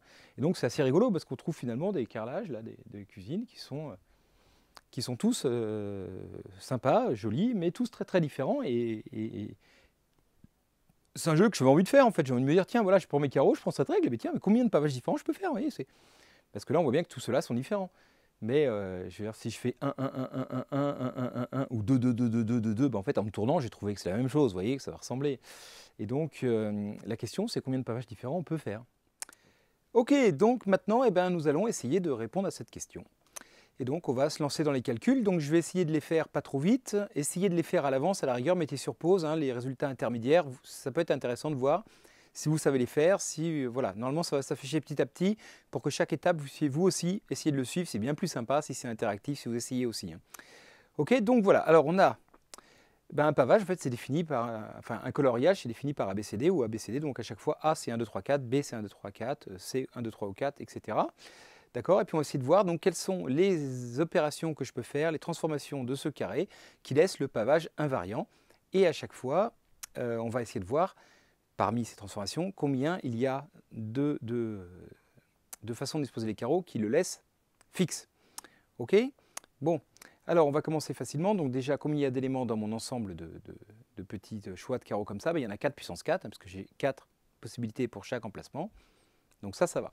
Donc le fixateur de l'identité, d'accord, ce sera 4 puissance 4. Donc on va regarder toutes les transformations. Donc l'identité, voilà, fixe de l'identité, c'est 4 puissance 4. Bon, ça, on a l'habitude. Alors maintenant, il faut commencer à réfléchir. Quelles sont les opérations que je peux faire sur ce carré qui donne globalement le même pavage? Déjà, il faut se dire, j'ai mon pavage, c'est des carrés posés à côté des autres. Si je me décale de 1 carré, donc je prends des demi-carrés de 2 par 2, vous voyez, je décale de 2. Moi, ça donne le même pavage au début. Donc, je vais appeler ça, cette transformation, la translation horizontale. Vous voyez, donc ça veut dire que si, au lieu de commencer par ABCD, je commence par BDAC, en fait, c'est comme si, vous voyez, j'avais fait un pas sur le côté, un pas vers la gauche, par exemple, ou un pas vers la droite, ça revient au même, hein, je me mets sur un carré B, je vois exactement la même chose. Ce truc-là, si je répète à l'infini ce carré-là et celui-là, le pavage, vous voyez, si c'est l'infini, il n'y a pas de point de référentiel, donc le pavage est exactement le même. Ok, faut essayer de visualiser. Donc la première transformation, la translation horizontale. Bon, alors on pourrait dire, ah bah oui, mais c'est aussi une symétrie verticale, tout à fait, hein, c'est la même chose en fait. Mais voilà, ça correspond à se décaler dans le pavage. Donc, première question, voilà, cette transformation-là, qui a ABCD associe donc BADC, combien elle a de choix de ABCD qui la laisse fixe? On dit, du coup, il faut que A soit égal à B. Hein. Il faut que le carré à l'arrivée soit le même qu'au début. Hein. Donc il faut que A soit égal à B, que A soit égal à B, okay, c'est la même chose, que C soit égal à D et que D soit égal à C. Donc finalement, je peux choisir A et C comme je veux, et B et D sont déterminés. Donc 4 choix pour A, 4 choix pour C. Donc le nombre de carrés qui sont fixés par cette transformation, il y en a 4 fois 4, il y en a 4 au carré. Ok? Donc voilà, à chaque fois, pour chaque transformation, essayez de le faire à l'avance, mettez sur pause si vous voulez, c'est intéressant. Plutôt que de juste me regarder galérer, essayez. Donc, vous voyez, on a l'idée de la translation horizontale, donc évidemment, juste après, me dire, oui, tu as la translation verticale, bien évidemment. Donc, celle-là, ok, bon, je vous laisse, je pense que vous avez compris que le nombre de points fixes, c'est pareil, c'est 4 au carré, hein, parce que cette fois, voilà, il faut que A soit égal à C et B soit égal à D, ok. Donc voilà, on choisit un A et B comme on veut cette fois, et puis du coup, C et D sont fixés. Ok, alors s'il y a deux transformations qui laissent le pavage invariant, fatalement, quand je les compose, quand je les fais plusieurs fois, ça laisse le pavage invariant. Alors déjà, les deux que j'ai trouvés là, en fait, si je fais deux fois, comme c'est des symétries, hein, si je fais TV rond TV, bah, ça fait identité, TH rond TH, ça fait identité. Donc ok, de ce côté-là, pour moi, j'ai pas trop de cas à regarder, donc il faut que je fasse quand même TV rond TD, rond TH. Si je me déplace d'un cran vers la droite et d'un cran vers le haut aussi, en même temps, du coup, en fait, je fais une translation diagonale, vous voyez, de case 1-1. Donc ça fait une autre transformation, là. Vous voyez, donc c'est TV rond TH ou TH rond TV, hein, parce que je fasse un comme ça, puis un comme ça, ou un comme ça, puis un comme ça revient au même. Ok, donc cette transformation, alors c'est un peu plus dur à voir. Vous voyez, le carré, qu'est-ce qu'il devient? C'est mon carré, hein, j'ai recopié ça identique dans tous les coins. Et puis je commence à B, d'accord? En bas à gauche, là c'est B. Du coup, ici, ça va être A. Vous voyez, puis au-dessus de B, ben, en fait, il y a un D. D'accord? Et puis au-dessus de A, ben, en fait, il y a un C. Vous voyez, donc ça donne le carré là. DCBA. Alors, combien y a-t-il d'éléments fixes par cette transformation qui passe de ABCD à DCBA? Alors, si on regarde, ben, il faut que A soit égal à D. Ok, et puis pareil, là, A égale D. B égale C, C égale B. Donc de nouveau, c'est pas très dur de voir qu'il y a 4 au carré, point fixe, par cette transformation. Bon, alors maintenant, est-ce qu'il y en a d'autres? Dire voilà, mon carré, bah, tu te décales vers le haut, à droite, diagonale et tout, mais qu'est-ce que tu peux faire d'autre? Bah, tu peux pivoter. C'est le même pavage, vous voyez, c'est un pavage, je le tourne de 90 degrés, c'est le même pavage. Alors attention, parce que là, du coup, c'est un peu plus compliqué. Parce qu'on pourrait se dire, bah oui, c'est ABCD, tu fais tourner, ça fait DACB, enfin bref, on fait tourner, hop, tout. Ah bah non. Parce que, rappelez-vous, le numéro de truc, si je le regarde dans l'autre côté, ça te fait un autre numéro. Donc, allons-y pour la rotation à droite. Alors, c'est-à-dire que le A, il est parti vers la droite, le B aussi, le D, etc. Donc, en fait, en pratique, ça veut dire que j'ai mon carrelage. Moi, j'ai tourné de 90 degrés vers la gauche pour le regarder. D'accord, hein, je ne sais pas si vous vous rendez bien compte de ça. Pour obtenir ça, moi, ici, imaginez, on est au centre, ici, on regarde vers le haut. On tourne, cloc, on regarde par là. Et du coup, le A arrive ici, le C qui était là arrive ici, etc. Ça correspond à un observateur qui tourne de 90 degrés dans le sens trigonométrique. Hop. Mais alors par contre, voilà, du coup mon A, par rapport à lui, il l'avait, il a tourné de 90 degrés dans ce sens-là. Donc si A c'était 1, ça devient 2. Si c'était 2, ça devient 3. C'était 3, ça devient 4. C'était 4, ça devient 1. Donc c'est pour ça que j'ai mis l'opération 4 plus 1 égale 1, ce qui est, pour écrire ça comme ça, vous voyez. Si j'avais voulu être un petit peu plus sérieux, j'aurais pris des numérotations de 0 à 3 et j'aurais dit ouais, c'est dans Z sur 4Z et du coup, ça aurait choqué personne que 3 plus 1 faisait 0. Là, bah, comme j'ai mis 1, 2, 3, 4, je suis un peu plus embêté. Mais bon, d'un autre côté, c'est un peu plus compréhensible aussi. Mais du coup, il faut bien comprendre que mes règles d'addition, là, hein, c'est sous-entendu que si jamais j'avais 4, bah 4 plus 1, ça fait 1. Ok, pourtant 4 ne fait pas 0, d'accord? Bref. Voilà, mais il n'y a pas de 0 en fait. Donc moralement, on pourrait dire si, mais... Alors, combien il y a de points fixes pour cette opération, hein, déjà, voilà, elle est plus dure à visualiser, hein, je vous laisse réfléchir un petit peu, je pense que vous allez y arriver. Mais ça correspond à ce que le pavage engendré par un carré si je me tourne de 90 degrés vers la gauche. Alors, il faut que A soit égal à C plus 1. Bon, alors pourquoi pas, par exemple, si je prends A égale 1, bah, du coup, ça fait C égale 4. Ensuite, bah, il faut que C soit égal à D plus 1. Donc, si C est égal à 4, par exemple, bah, du coup, ça faisait D égale 3. Je regarde si c'est possible. Hein. Ok, alors si D égale 3, bah, du coup, il faut que B soit égal à 2. Et si B égale 2, bah, il faut que A soit égal à 1. Mais c'était bien ce que j'avais choisi au départ. Donc, en fait, je me rends compte que si je choisis A n'importe comment, bah, avec ça, je vais forcément déduire C. On peut toujours enlever 1, hein, avec ma règle. Hein. D'accord, 4 moins 1, 3, 3 moins 1, 2, 2 moins 1, 1, 1 moins 1, 4. Donc je peux toujours trouver C, puis si une fois que j'ai C, je peux toujours trouver D, une fois que j'ai D, je peux toujours trouver B, et une fois que j'ai B, je peux trouver A, et ça correspond avec le choix que j'ai eu au début, d'accord? Puisque au final, si je fais toutes les opérations, en fait, je fais moins 4. Donc ça va, donc ça ne change rien. Donc en fait, il suffit de choisir un numéro, on les a les 4, donc le fixateur de tout ça, il y en a 4. Ok? Voilà, il y a 4 carreaux là qui permettent de fixer ce truc-là. Ok? Donc voilà. Bon, pourquoi pas. Ensuite, alors qu'est-ce que je peux faire? Bah, dire, ok, tu as tourné un cran vers la droite, bah, tu peux tourner aussi un cran vers la gauche. Alors qu'est-ce que ça donne cette fois? Donc là, cette fois, le carré A, il va passer là, le carré B, il va passer là, etc. Mais je tourne C'est-à-dire, si l'observateur se tourne vers la droite, les carrés là, ils tournent vers la gauche, du coup, on perd un point à chaque fois. D'accord? Donc voilà. Donc, ah zut, j'ai pas fait celui-là d'abord. J'ai fait d'abord 2 tours, pardon, je me suis gouré dans le sens. Donc là, si je fais 2 fois ça, je fais rotation à droite, je la fais 2 fois. Qu'est-ce que ça fait? Bah, du coup, ça fait, vous voyez, A, ça devenait, il passait ici plus 1, bah, du coup, il passe ici avec plus 2. Okay. Le C, bah, du coup, ça fait C plus 2 qui passe ici. D plus 1, ça fait D plus 2 qui passe là.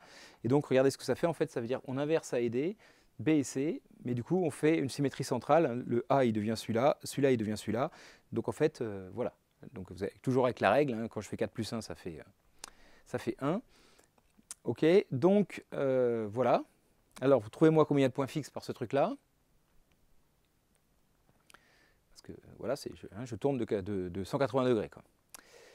Alors, il faut que A soit égal à D plus 2, okay, et que D soit égal à A plus 2. Et du coup, ça fait D égale D plus 4. Okay, ça ne choque pas, on peut choisir D comme on veut, ça va marcher. Et inversement, donc si je choisis B égale C plus 2, et ben, il faut que C soit égal à B plus 2, donc B égale B plus 4, okay, c'est bon, il n'y a pas d'incompatibilité. On peut choisir donc A et B comme on veut, et forcément C et D seront déterminés. Et donc, le fixateur de ce truc-là, il y en a 4 au carré. Okay, il y en a plus, hein, c'est assez étonnant. Un tour, il n'y en a que 4 qui sont fixes, mais 2 fois le même tour, il y en a donc 16 qui sont fixes. Ok, donc maintenant, comme prévu, la rotation à gauche, désolé, donc c'est ce que je vous avais dit. Cette fois, tout tourne dans l'autre sens, c'est-à-dire que le A donc, arrive ici, le B arrive ici, ici, mais par contre, comme je tourne les choses là dans l'autre sens, ben, on perd 1 à chaque fois. Donc c'est cette opération-là. Et pour le même raisonnement que tout à l'heure, je vous laisse vérifier que le nombre de points fixes est également égal à 4. Hein, parce que c'est la même chose, en fait, c'est l'inverse de la rotation à droite. Hein, d'accord ? Alors, donc déjà, il y a plusieurs premières questions à se poser. Qu'est-ce qu'on a d'autre comme transformation à partir de ça? Je dis, bah voilà, j'ai fait donc mes translations dans tous les sens, ok, super. Et puis j'ai fait mes rotations, une fois, 2 fois, 3 fois. Au bout de 4 fois, c'est l'identité, donc toutes les rotations. Mais maintenant, malheureusement, il faut encore voir si je fais une rotation et une translation. Vous voyez, ça peut encore faire des transformations que je n'ai pas. Et effectivement, il y en a encore un paquet comme ça. Donc on va essayer de regarder tout ça. Alors, il faut composer les deux. Si je fais d'abord la rotation à droite et puis ensuite la translation horizontale, eh ben, je vous laisse vérifier que ça fait ça. Alors prenez les formules d'avant, c'est pas très dur. Et par exemple, rotation à droite, là ici ça devient A plus 1, et puis hop, symétrie verticale, puisque translation horizontale, hop, j'obtiens A plus 1 ici. Vous voyez, le B, alors par la rotation, il devenait B plus 1 ici, hop, symétrie, boum, il arrive ici, B plus 1. Ensuite, le D, bah, il devenait D plus 1 ici, symétrie, boum, il revient ici, et puis voilà, pareil pour le C, ok. Donc, voilà, c'est pas ça. Et puis alors, je vous laisse vérifier que c'est pareil que de faire d'abord la translation verticale, la symétrie verticale, c'est-à-dire que donc du coup, et après la rotation, genre A, il devient ici, C, il devient ici, A, après il monte et il tourne A plus 1, et le C qui était ici, il tourne C plus 1, vous voyez ça, hein. Je vous laisse vérifier que ces deux trucs-là sont égaux. Donc déjà, ça en fait deux d'un coup, vous voyez. Translation horizontale, et puis après, enfin, d'abord RD, translation horizontale, ou d'abord translation verticale, et ensuite RD, hop, c'est pas mal, ça en fait deux d'un coup.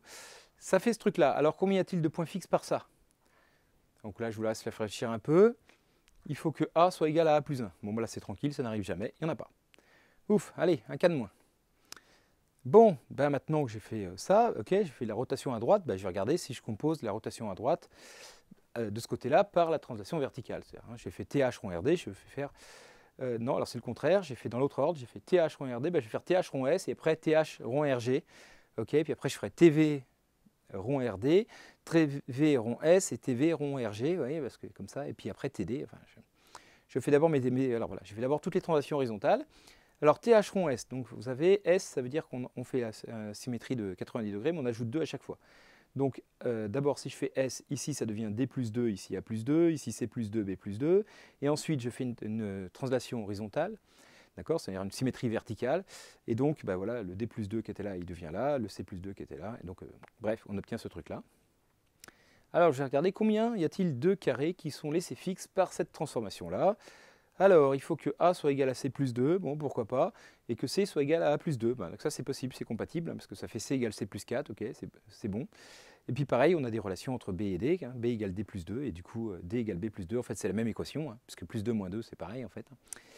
Et donc, on choisit deux éléments, comme on veut, A et C, et le reste est... Alors, pas A et C, justement, A et B, et les autres sont...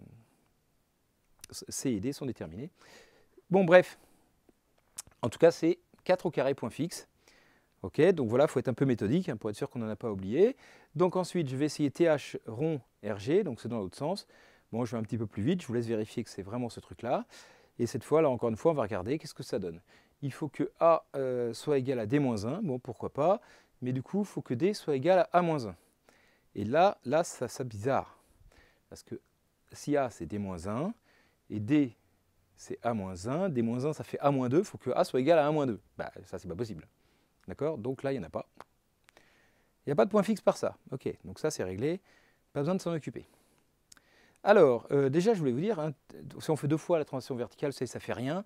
Et du coup, là, j'ai déjà fait tous les TH avec toutes les rotations, etc. C'est pas la peine. Voilà. C'est déjà dans les deux sens. Donc maintenant, je vais faire avec TV, rond RD, pour voir. C'est pas forcément pareil que RD, rond TV, puis sûrement pas, vu ce que j'ai déjà vu. Et puis bref, donc voilà, on en a d'autres à disposition. On verra si on tombe sur les mêmes. Hein. À la rigueur, on tombe sur les mêmes, c'est qu'on l'a déjà fait. Ok, c'est qu'on n'avait pas vu, mais bon, alors TV rond RD, bah, je vous laisse vérifier. On fait une rotation à droite. Le A, hop, ça vient A plus 1 ici. Puis après, une translation verticale. Boum, symétrie. Il y a A plus 1 dans cette case-là. Et pareil pour les 4 cases. Hein, je vous laisse vérifier qu'on trouve bien ça. Donc, ok, c'est bien différent de ce qu'on avait fait jusqu'à présent. On peut vérifier que c'est égal à RD rond TH. Bah, ouais, c'est un peu symétrique de tout à l'heure, vous savez. Hein. Là, quand je faisais à gauche par TH, c'est pareil qu'à droite par TV. Bah, là, c'est pareil. À droite par TH, c'est pareil qu'à gauche par TV. Ok. Donc voilà, et alors là, ben, toujours pareil, combien de points fixes? Il faut que A soit égal à D plus 1 et que D soit égal à A plus 1. Ah, ça veut dire que finalement A est égal à A plus 2. Eh ben, pas possible, il n'y en a pas. Ok, donc ça c'est bon. Donc ensuite, il faut faire TV rond S, TV rond RG. Vous voyez, c'est un peu répétitif, mais bon, c'est pas non plus très très dur. Hein.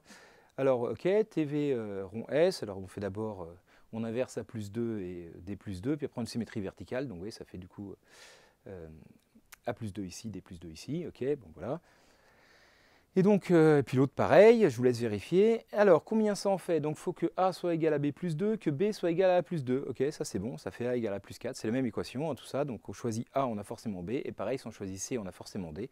Donc, le nombre de fixes d'opération, c'est 4 au carré. Ok. Bon, maintenant, alors, hop, toujours pareil. Alors là, voilà, bon, je continue. TV rond RG. Donc, bah, je vous laisse vérifier que ça fait ça. Juste, je le fais pour A. Rotation à gauche, donc cette fois, ici, ça fait A-1, puis après, je fais la translation verticale, d'accord? Donc, ça veut dire qu'il revient ici, le A-1, voilà, toc. Et là, je vois que, bah, du coup, au niveau des points fixes, il faut que ce A soit égal à -1. C'est pas possible. Donc, il n'y en a pas. OK. Bah, alors maintenant, il me reste à faire avec TD. D'accord? TD rond RD. Alors, vous allez me dire, mais après, attends, il faudrait faire TV rond G, rond TH, par exemple. Alors ça fait, comme c'est RG rond TH, ça fait RG rond TH au carré, vous voyez, ça ne change rien. Donc ça ferait la même chose que là. Alors attends, et TV rond RG rond TV. Ben pareil, en fait, ça ferait RG rond TH rond TV, mais TH rond TV c'est TD. Donc comme je vais faire là, vous voyez, je vais les faire aussi les rond TD. Du coup, tous les cas sont déjà faits, parce que quand on multiplie deux translations, ça revient d'une autre translation. Donc il faut bien vérifier qu'on aura bien toutes les opérations possibles en fait. Hein. Il n'y en a pas d'autres là. Grâce au fait que c'est égal, je vous laisse vérifier, mais on ne peut pas faire de trucs plus compliqués, hein. Genre TD, rond RD, rond RG, rond TD, parce que déjà deux rotations, bah, c'est les mêmes, parce que les rotations c'est en fait RR2, R3, d'accord? Donc il ne peut pas y en avoir deux à la suite. Et puis les TD, bah, il ne peut pas y en avoir deux à la suite, parce que sinon ça fait un troisième en fait. Donc toutes les combinaisons qu'on peut faire à partir de nos rotations, translations, c'est toujours une rotation et une translation, et pas plus en fait. Et donc on aura fait tous les cas, parce qu'à chaque fois on en fait deux là. Donc voilà, il ne reste plus qu'à faire avec TD, on aura tout fait, quoi. Alors vérifions celui-là, donc rotation à droite, le A ici devient A plus 1, le B devient B plus 1, le D, D plus 1, le C devient C plus 1 ici comme ça, et après translation diagonale. Alors, donc le A il devient A plus 1 ici, translation diagonale, boum, il arrive ici, donc là il y a A plus 1. Vous voyez, je vous fais le B aussi, rotation d'abord à droite, boum, B plus 1 ici, diagonale, clac, il arrive là. Et ainsi de suite, ok? Je laisse vérifier. Alors maintenant, combien y a-t-il de points fixes par cette opération? Alors, il faut que A soit B plus 1, il faut que B soit D plus 1, il faut que C soit A plus 1 et D C plus 1. Alors, est-ce que c'est possible cette affaire? Donc, alors essayons de résumer cette affaire, est-ce que c'est possible ou pas? Alors, il faut que A soit égal à B plus 1. Donc, par exemple, si A égale 1, ok, ça fait B égale 4. Si B égale 4, ça fait D égale 3. Si D égale 3, ça fait C égale 2. Et si C égale 2, ça fait A égale 1. Donc c'est bien ce que j'avais pris au début. Donc il n'y a pas de souci. ça fait bien, c'est compatible. Donc on choisit un choix de A comme on veut. Et puis après, du coup, C, bah, c'est A plus 1. D, bah, c'est C plus 1, donc c'est A plus 2. B, c'est A plus 3. Et du coup, B plus 1, ça fait A plus 4, ça fait bien A. Donc il n'y a pas de souci, on peut choisir A comme on veut. Et tous les autres sont déterminés. Donc il y a 4 éléments dans les points fixes de cette transformation. Ok. Allez, TD rond S, alors c'est un peu fastidieux, mais c'est un peu toujours pareil. Hein. Donc cette fois on fait S d'abord, on échange A plus 2, là il D plus 2 ici, et puis après on fait une translation diagonale. Alors le A il devient, clac, il passe, alors non j'ai dit une bêtise. Qu'est-ce qui se passe? Le A plus 2 par la symétrie il vient là, translation diagonale il revient au même endroit, très bien. Et le D plus 2, donc il vient ici, translation diagonale, hop il arrive là, donc A plus 2, D plus 2, ça c'est comme ça, et puis pareil.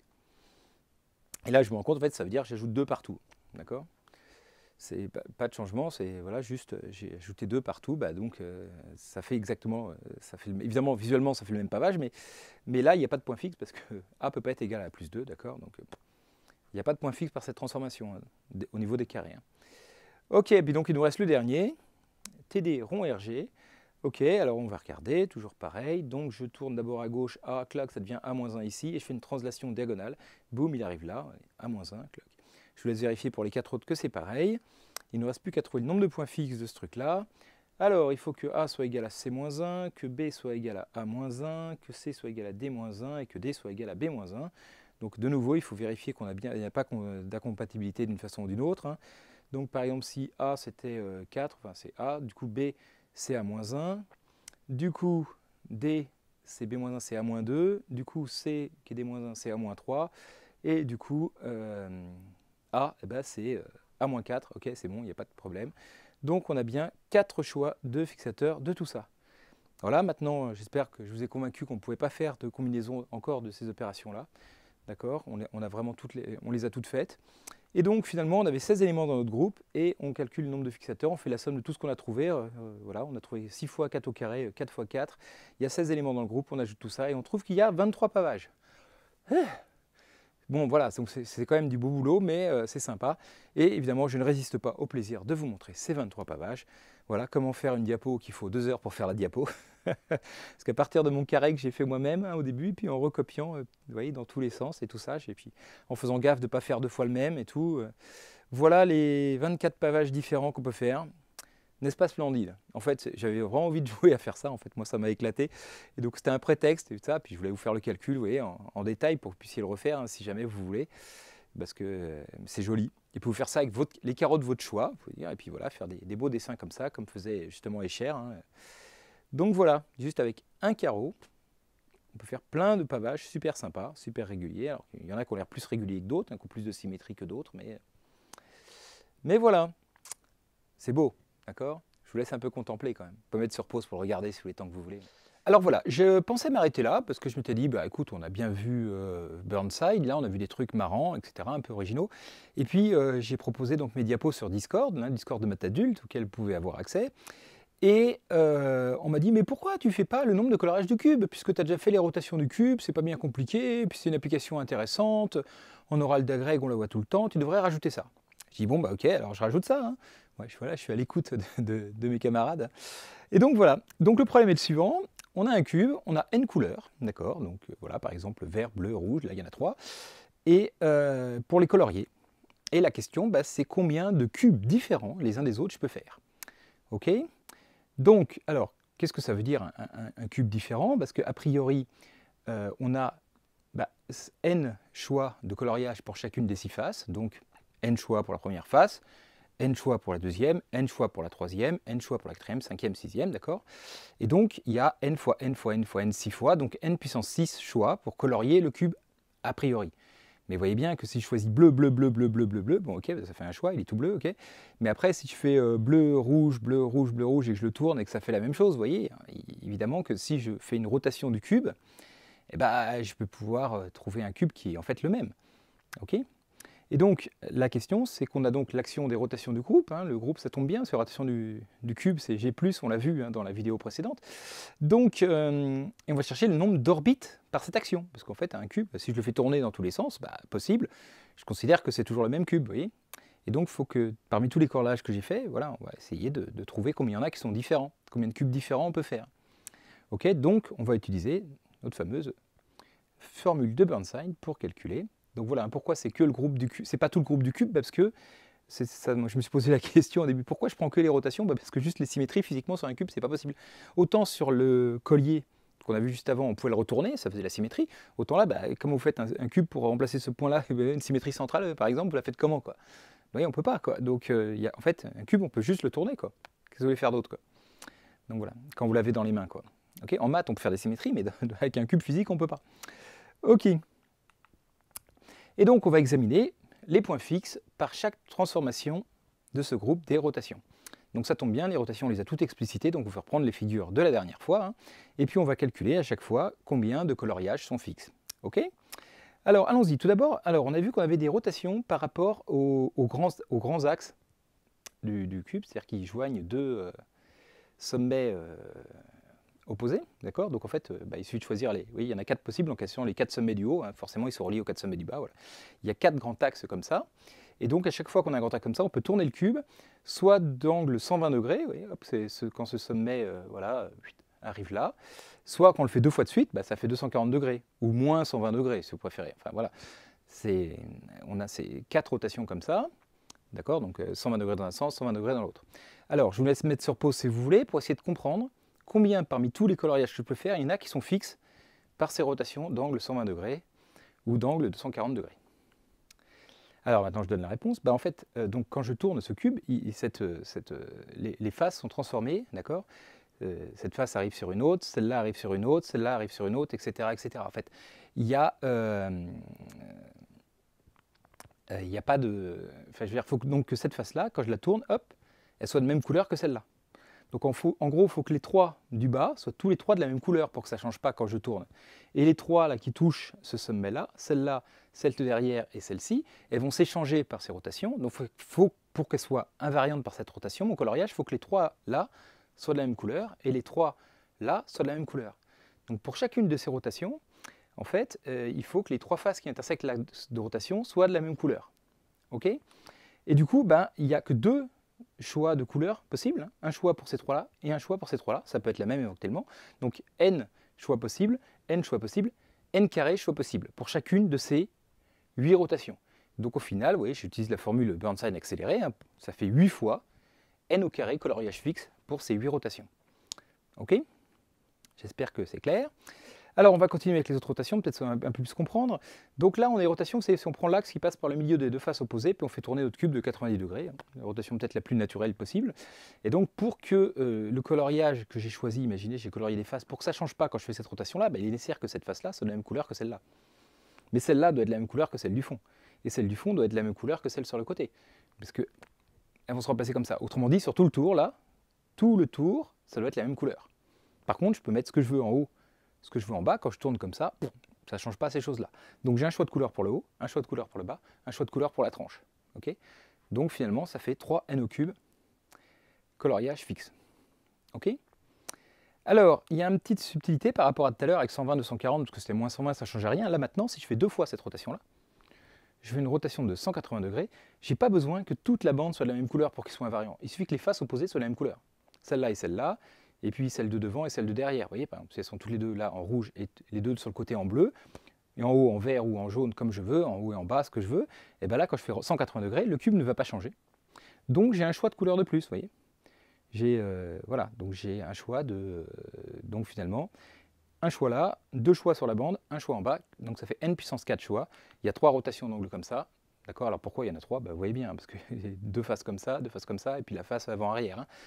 J'ai du mal à faire les dessins, mais vous voyez bien, des axes de rotation comme ça, il y en a 3. Hein. Il y a le vertical que j'ai mis, il y a l'horizontal comme ça, et il y a l'horizontal dans la profondeur. Donc voilà, donc ça fait 3 puissance n4, ok, donc on a quasiment fini. Hein. Oui, alors évidemment, il y a les rotations donc 270 degrés, donc comme tout à l'heure, moins 90 si vous préférez. Donc là, pour le coup, c'est la même chose que ceux de 90, hein, donc il y en a 3 n au cube, hein, parce que c'est pour la même raison, il faut que toute la bande soit de la même couleur. Donc, ok. J'allais les oublier, heureusement que j'ai écrit les choses à l'avance. Et voilà, donc les rotations un petit peu bizarres, celles qui sont peut-être le plus dures à visualiser comme ça, c'est les rotations donc, dont l'axe passe par le milieu de 2 arêtes opposées. Donc voilà, ça veut dire que bah, voilà, c'est pas évident à bien visualiser, hein. Ce sommet-là va arriver sur celui-là, celui-là va arriver sur celui-là. Et en fait, c'est mieux de profil. Vous voyez, si je fais une vue de profil ici, on voit un petit peu mieux. Vous voyez, il y a votre cube là. Hop, vous le mettez comme ça sur une arête, en équilibre sur une arête, comme un losange. Et puis vous imaginez, vous avez votre axe ici au milieu des deux segments. Et hop, vous faites tourner, comme ça, clac, un demi-tour comme ça. Ok, vous voyez, là, cette face qui est là devant va passer la face derrière. Enfin bon, normalement, vous avez déjà vu la vidéo d'avant, donc je ne vais pas insister. La question, c'est combien, donc je vous laisse mettre sur pause si vous voulez encore, mais combien de coloriages sont fixes par ces rotations-là? Et on a vu qu'il y en avait 6 différentes. Hein. Ok, parce que c'est un choix de 2 arêtes opposées, donc voilà, comme il y a 12 arêtes, ça fait 6 choix. Okay. Bref, donc voilà, alors maintenant je donne la réponse. Bah, donc il faut que la face avant et la face derrière là, soient la même, d'accord? Parce que voilà quoi. Et pareil, bah, il faut que la face de celle-là du dessus qui va passer de l'autre côté soit la même couleur, et celle du dessous qui va passer de l'autre côté soit de la même couleur. Oui. Donc en fait, à chaque fois, il y a 2 faces de même couleur, les 2 du dessus, les 2 du dessous et les 2 des extrémités. Donc il y a 3 choix de couleurs, encore une fois, donc ça fait 6 n au cube. Coloriage fixe, n choix pour la première couleur, n pour la deuxième, n pour la troisième, n au cube. Et comme il y a 6 rotations comme ça, bah, ça fait 6 n au cube coloriage fixe. Et donc au final, si on fait le global, reprenez les diapos si vous voulez d'avant, hein, faites-moi confiance, je sais bien, je ne vous ai pas arnaqué. Quand je fais la somme de tous ces coloriages, je divise donc par 24, qui est le nombre total de rotations hein, qu'il y en a dans G+, et bien donc on trouve que le nombre de cubes coloriés voilà, que je peux faire avec n couleurs, c'est cette jolie formule-là. Fantastique, non? Alors, reprenons, j'ai trouvé cette formule, et si je prends n égale 6, par exemple, si j'ai 6 couleurs, je trouve qu'on peut faire 2226 cubes différents. Bah, j'étais très content de moi, je me dis voilà, bah, allez hop, vidéo terminée, tout ça, mais bon quand même, parce que j'aime bien fureter assis à droite, tout ça, nombre de coloriages du cube, je vais quand même vérifier que je ne suis pas gouré et tout. Et donc là, je fouille, hop, avec 6 couleurs, ben, moi j'ai trouvé une page web qui a l'air très sérieuse. Thérèse Eveillot, c'est quelqu'un de fantastique qui fait plein d'animations, de vulgarisation, etc., que j'apprécie beaucoup depuis des années. Et elle me dit la réponse 30. 2226, 30, il y a une jetée de poulettes, comme dirait Muriel Robin. Donc là, j'étais vachement perturbé, parce qu'en plus, elle a des arguments extrêmement convaincants pour me dire que la réponse était 30, et j'étais d'accord avec elle. Et moi, j'ai trouvé 2226. Bon, alors après, l'astuce, effectivement, j'ai compris, c'est que elle, c'était avec 6 couleurs exactement. Donc il y avait les 6 couleurs sur le cube. Et moi, j'ai calculé avec 6 couleurs, mais maximum. D'accord? J'ai accepté qu'on puisse mettre la même couleur sur toutes les faces. J'en ai 6, mais j'en utilise qu'une, j'ai le droit. Du coup, je me suis dit, comment je peux faire pour, à partir de cette formule, essayer de retrouver combien je peux faire de cubes avec exactement 6 couleurs. Alors je me suis dit, bon, commençons doucement. Avec une couleur, combien je peux en faire? J'ai une couleur, j'ai que du bleu, je peux faire un cube. Tout bleu. Jusque-là, ça va. Si j'ai 2 couleurs, du bleu et du rouge, bon bah je peux faire un cube tout bleu, je peux faire un cube tout rouge, je peux faire un cube à 2 couleurs. Les cubes à 2 couleurs, je vais remplacer n par 2 là-dedans, je vous laisse vérifier, vous devez trouver 10. 10, donc, mais il faut que je retire les 2 que je peux faire à une couleur, et donc je trouve que des cubes faits avec exactement 2 couleurs, il y en a 8. Ok? Et donc maintenant, je peux trouver combien je peux faire de cubes avec exactement 3 couleurs, en prenant le nombre que je peux faire avec maximum 3 couleurs, moins le nombre de cubes que je peux faire avec 2 couleurs. Vous voyez? Et donc, avec 3 couleurs, la formule ici nous donne 57. Ok? Et alors, combien... Vous voyez, j'ai 3 couleurs, genre bleu, blanc, rouge. Bah après, il faut choisir. Les cubes à 2 couleurs, il y a les bleus blancs, il y a les bleus rouges, et il y a les blancs rouges. Il y en a 3. Okay? En fait, c'est 3 façons de choisir 2 couleurs parmi 3. Donc il y a 3 fois 8, puisqu'il y avait 8 cubes à 2 couleurs. Donc pour chaque couple de couleurs que je choisis, donc 3 fois 8 cubes à 2 couleurs. Et à une couleur, bah, il y en a 3. Hein. Il y a les tout bleus, les tout blancs, les tout rouges. Okay? Et donc voilà, et on trouve que finalement, avec 3 couleurs exactement, il y en a 30. Et donc on poursuit le raisonnement comme ça. Avec 4 couleurs, la formule là-haut nous donne 240. Et donc, bah, combien il y a de choix de prendre 3 couleurs parmi 4? C'est pareil que d'en choisir une parmi 4, celle que je ne veux pas. Donc il y a 4 choix. Donc je retire 4 fois ce nombre-là. Après, combien de façons de choisir 2 couleurs parmi 4? Alors vous savez, c'est 2 parmi 4, c'est 4 fois 3 divisé par 2. Ok, ça fait 6. Hein, c'est le coefficient du binôme de Newton qui arrive là. Voilà. Donc moins 6 fois les cubes à 2 couleurs, 6 fois 8. Et puis évidemment moins 4, parce que j'ai 4 cubes à une couleur. Et on trouve 68. Et donc on continue le processus maintenant, voilà, avec 5 couleurs, cette formule donne 800. On retire les 5 cubes donc, où on a enlevé une couleur parmi les 5, où il n'y a que 4 couleurs, c'est donc 5 fois 68. Combien de façons de choisir 3 couleurs parmi 5? Eh bien c'est pareil, hein, c'est 5 fois 4 fois 3 divisé par factoriel 3, divisé par 6, donc ça fait 5 fois 4 divisé par 2, ça fait 10. Ok. Et donc 10 cubes à 3 couleurs, donc moins 10 fois 30. Et puis ensuite, c'est pareil, 2 parmi 5 et 3 parmi 5, c'est pareil, c'est aussi 10. Hein. Donc moins 10 fois 8, et puis moins les 5 cubes qui sont monochromes. On y arrive, on trouve 75. Et donc pour finir, gros suspense, avec 6 couleurs, donc 2226 qu'on a trouvé là, moins 6 fois 75 qui était le résultat qu'on a trouvé avant, moins 15 fois, alors pourquoi 15 ? Vous calculez, hein, c'est simplement 3 parmi 6. Hein. Oui, c'est ça. Non, 4 parmi 6. Là, c'était 5 parmi 6, il y en a 6. 4 parmi 6, ce qui est la même chose que 2 parmi 6, hein, vous savez. Donc, du coup, ça fait 6 fois 5 divisé par 2, ça fait 30. Ça fait 15. 6 fois 5, 30 divisé par 2, 15. Donc, moins 15 fois 68. Et puis ensuite, 3 parmi 6, cette fois, ça va faire 20. Vérifiez. Hein. 6 fois 5 fois 4 divisé par 6. En fait, 3 factoriel, c'est 6. C'est 5 fois 4, ça fait 20. Donc, mon 20 fois les cubes à 3 couleurs, moins 15 fois de cubes à 8 couleurs, moins 6 cubes à une couleur. Et là, miracle, on trouve 30. Ouf. Bon, j'en doutais pas trop, mais voilà, quand même, j'étais super content de retrouver 30 hein, quand j'ai fait ça. Surtout qu'au début, j'ai fait une petite erreur de calcul, je ne trouvais pas 30, j'étais en panique, mais non, bon, bref, ok. Super, donc le mystère du coloriage du cube est résolu. Vous pouvez le présenter selon la version que vous voulez, dans un contexte de concours ou de quoi que ce soit. J'espère que ça vous servira. J'espère que ça vous a plu. Je félicite tous ceux qui sont encore là après une vidéo d'une telle longueur, parce que franchement, c'est méritoire. Et donc, je remercie les sympathiques tipeurs voilà, je n'en doute pas, le nombre va augmenter dans les mois à venir. Et ils sont très gentils, je les remercie infiniment. Et voilà, je vous dis à bientôt pour une vidéo sur d'autres thèmes, hein, parce que là, les actions de groupe, c'est terminé. Là, je ne pense pas en dire plus, et je pense que j'ai largement dépassé le niveau de licence. Mais par contre, pour la grecque, vous êtes au point, je pense. Hein. Bref, donc voilà, continuez à me suivre si ça vous plaît. Et puis, moi, je suis très content de bosser pour vous. Donc, à bientôt.